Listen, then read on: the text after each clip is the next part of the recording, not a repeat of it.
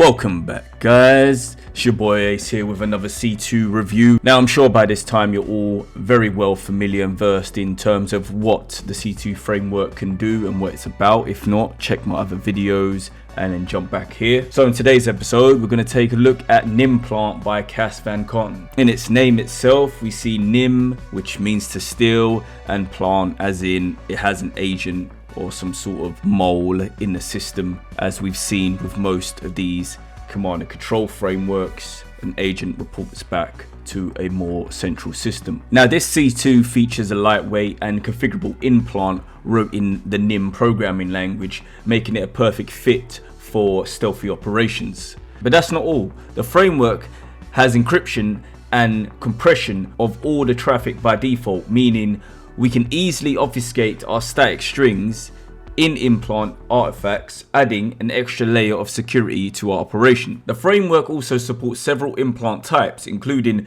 native binaries, which are like exes or DILs. We have shellcode or self-deleting executables, giving us more options and versatility in terms of our payload use. With a wide selection of commands focused on early stage operations, such as local enumeration, file registry management, web interactions, etc., we can easily gather the intel we need without being detected. But for me, what really sets this apart from other C2s is its easy deployment and more advanced functionality, or payloads via the inline-execute or shinject commands. This means we can easily upgrade our payloads or add more advanced functionality to them on the fly, making our ops even more successful. My last point before we head over to the demo is that the logging system is super slick in terms of its interactions and file operations. This feature is key for me to making sure we can cover our tracks and maintain persistence as well as a stealthy profile. So that's enough theory for now, so let's see what this can really do. Right, now we're back at the Kali Linux box. We can head over to the repo for NimPlant by Cass and see what's under the hood and what's going on. So we head over to his GitHub repo and we can find the project there. Alright, so let's clone this now. So if I copy this and now we can cd into desktop and we can git clone and we can clone the repo. Now we have it right here. So if we go into that directory and find what we got here. Now then, as per the instructions, we want to first run all the dependencies. So let's run that. Paste selection. And we can tack this with a double tack and verbose just to give us any unusual or more output onto the terminal, just in case you run into errors. And as we can see, we verified all the packages are in place and ready to go. Boom. Next, what do we have to do? We have to install the pip requirements under the server directory. So let's do that.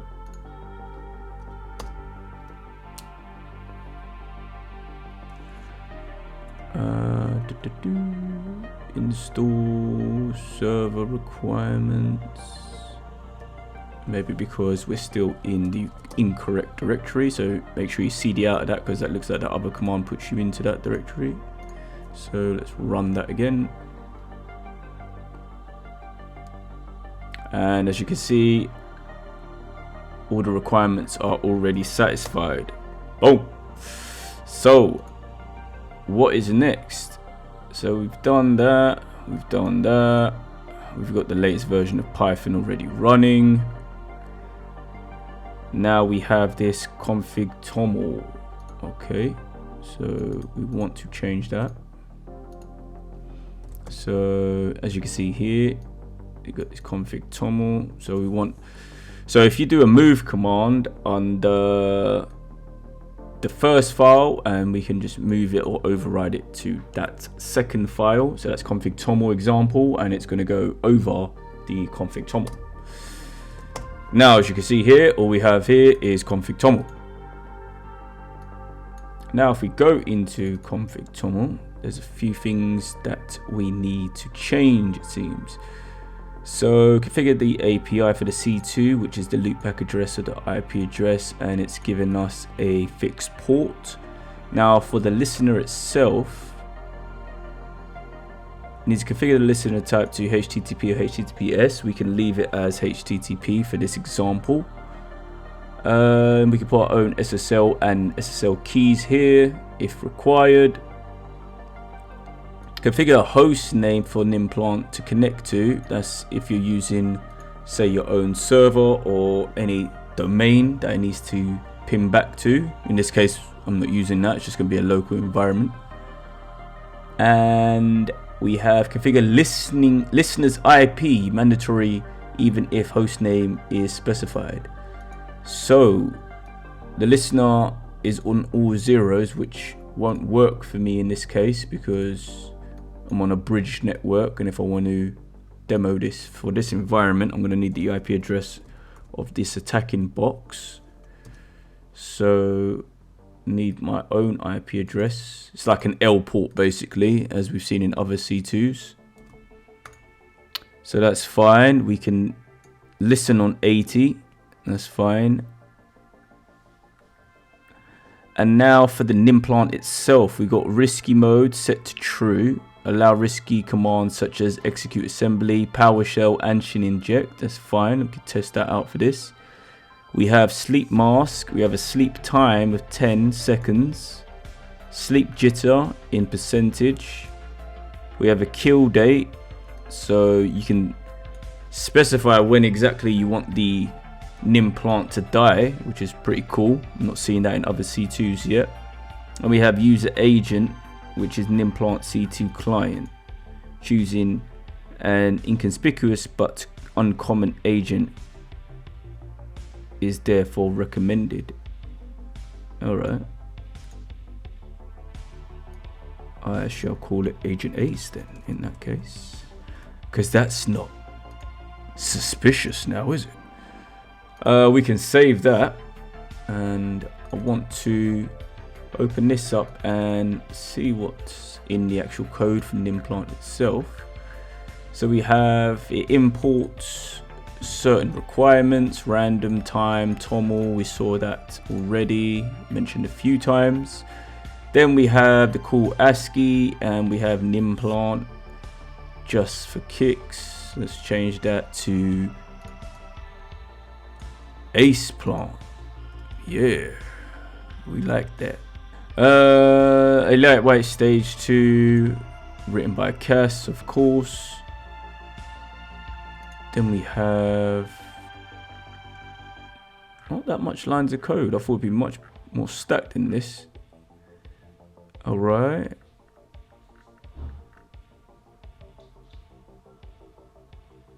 It's not that bad. Not that bad at all. Very slick. So let's save that change.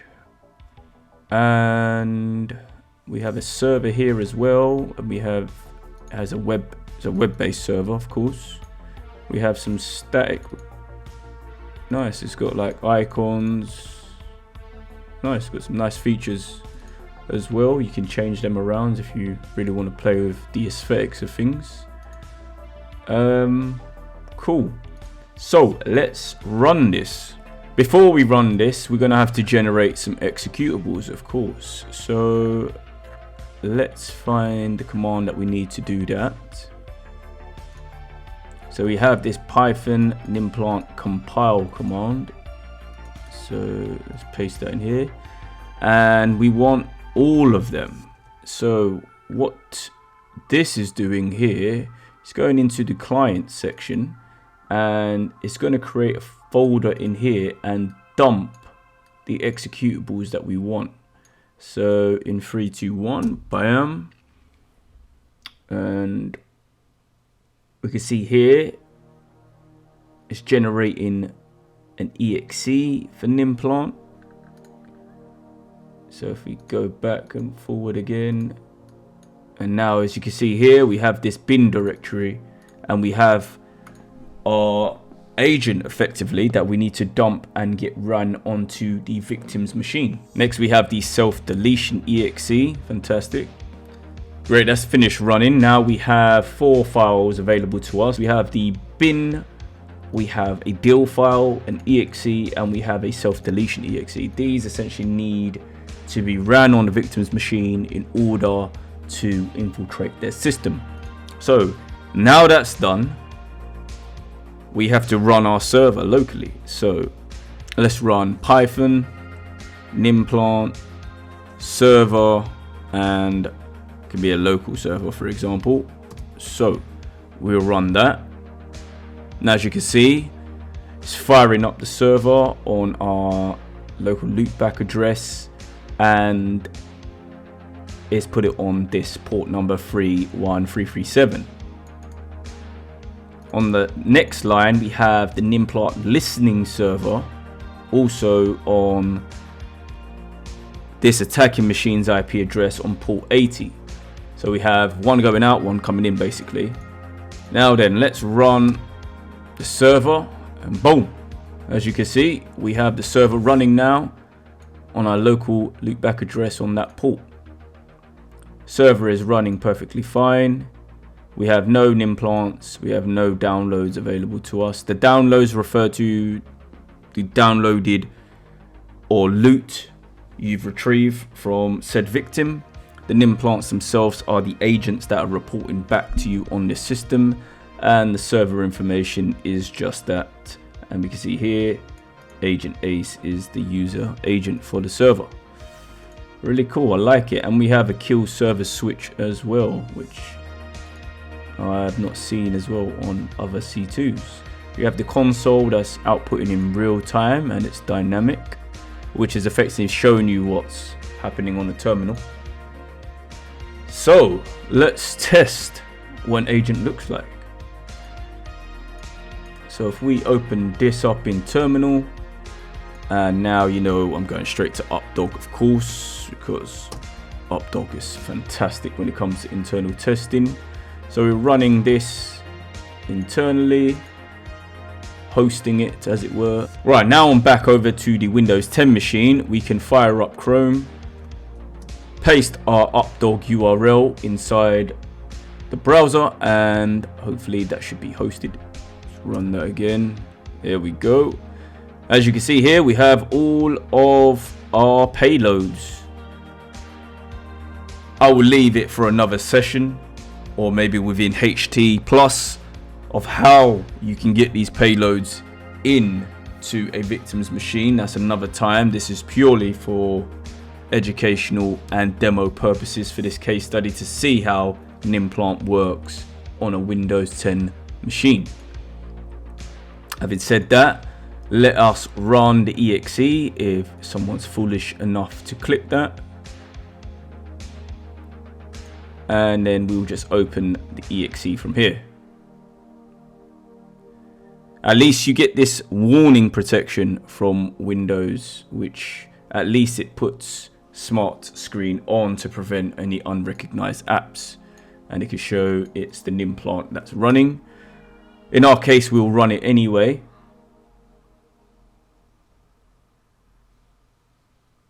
And as you can see, something did run. We'll check the status of Defender to see if there's anything being picked up.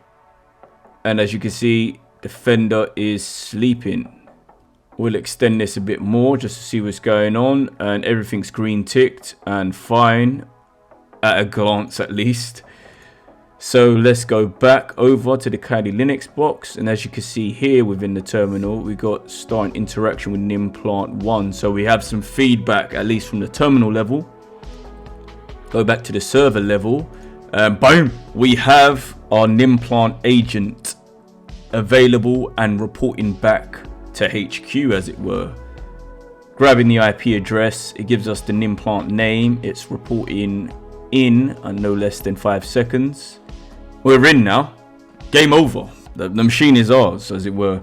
We have the desktop and information. I really like the web UI aspect of this. It's probably the best one I've seen, second to Villain, I would say.